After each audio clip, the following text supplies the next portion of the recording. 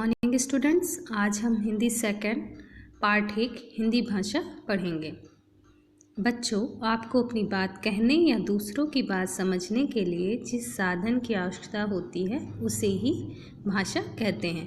बच्चों, जब हम लोग अपनी बात किसी से कुछ कहना चाहते हैं और किसी की बात को समझना चाहते हैं तो हम जो बात सुनने और समझाने के लिए जिस चीज़ का उपयोग करते हैं उसे भाषा कहते हैं। जैसे दिए गए चित्र में अध्यापिका बच्चों से बोलकर उनके नाम पूछ रही है। बच्चे सुनकर अपने नाम बता रहे हैं। यहाँ पर दिखाया गया चित्र में कि टीचर नाम लेकर बच्चों की अटेंडेंस लगा रही है और बच्चे अपना नाम सुनकर प्रेजेंट्स बोल रहे हैं। अध्यापिका द्वारा बोलकर पूछना भाषा का मौखिक रूप है। अध्यापिका जब बोल के बच्चों का नाम पूछ रही है तो ये भाषा का मौखिक रूप है।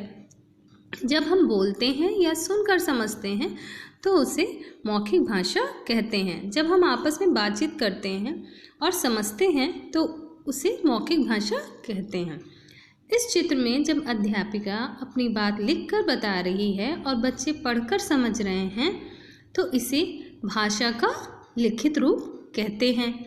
जहाँ पर बच्चों हम लोग कोई चीज़ लिखकर बताते हैं और दूसरा उसको पढ़कर समझता है तो उसे भाषा का लिखित रूप कहते हैं।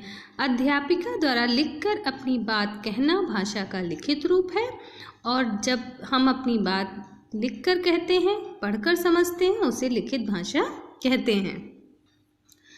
अतः भाषा के दो रूप होते हैं, मौखिक भाषा व लिखित भाषा। भाषा के बच्चों दो रूप पाए जाते हैं। एक मौखिक भाषा जहाँ पे हम अपनी बात बोलकर कहते हैं और सामने वाला समझता है, और दूसरी भाषा होती है जहाँ पर हम अपनी बात लिखकर कहते हैं और सामने वाला उसको पढ़कर समझता है। अब इस चित्र में अध्यापिका संकेत करके मुंह पर उंगली रखकर बच्चों को शांत रहने के लिए कह रही है। अब इस चित्र में आप देखते हैं टीचर सामने अपने बच्चों से कह रही है फिंगर अपने माउथ पे रख के कि आप सब लोग शांत रहिए। यहाँ अध्यापिका द्वारा संकेत करना सांकेतिक भाषा का रूप है। यहाँ पर उंगली रखकर इशारा करना शांत रहने के लिए ये सांकेतिक भाषा का रूप है। जब हम संकेत करके समझाते हैं या दूसरे के संकेत समझते हैं तो उसे सांकेतिक भाषा कहते हैं। बच्चों, संकेत मीन्स होता है इशारा। जब हम इशारा करके किसी चीज़ को कहते हैं कि आप शांत रहिए, या हम ये कहते हैं कि इशारा करके किसी भी कार्य को करने के लिए कहते हैं तो उसे सांकेतिक भाषा कहते हैं। संक्षेप में बोलना, सुनना, लिखना, पढ़ना तथा संकेत करना भाषा है। हम पूर्ण रूप से कहें तो जो हम लोग आपस में बातचीत करते हैं, एक दूसरे की बातें सुनते हैं, लिखते हैं, पढ़ते हैं तथा इशारा करते हैं, संकेत करते हैं, उसे भाषा ही कहा जाता है। कुछ विशेष है कि व्याकरण बिंदु में सांकेतिक भाषा को भाषा का रूप नहीं माना गया है। बच्चों, हम लोगों के व्याकरण में भाषा के दो ही रूप माने गए हैं, एक मौखिक भाषा और एक लिखित भाषा।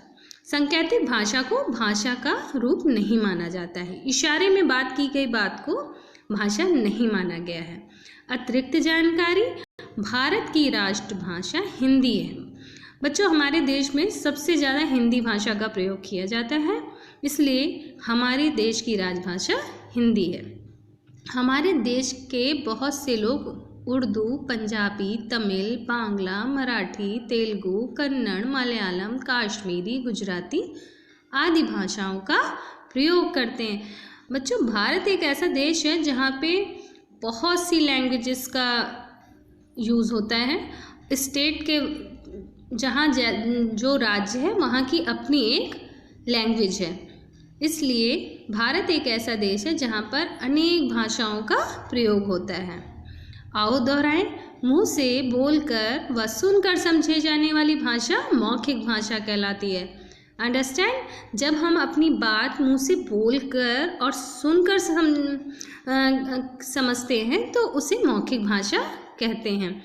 लिखकर और पढ़कर समझे जाने वाली भाषा लिखित भाषा कहलाती है। जब हम कोई चीज़ लिखकर बताते हैं और पढ़कर समझते हैं तो उसे लिखित भाषा कहते हैं। आई होप आप सबको चैप्टर अच्छे से समझ में आया होगा। Thank you so much.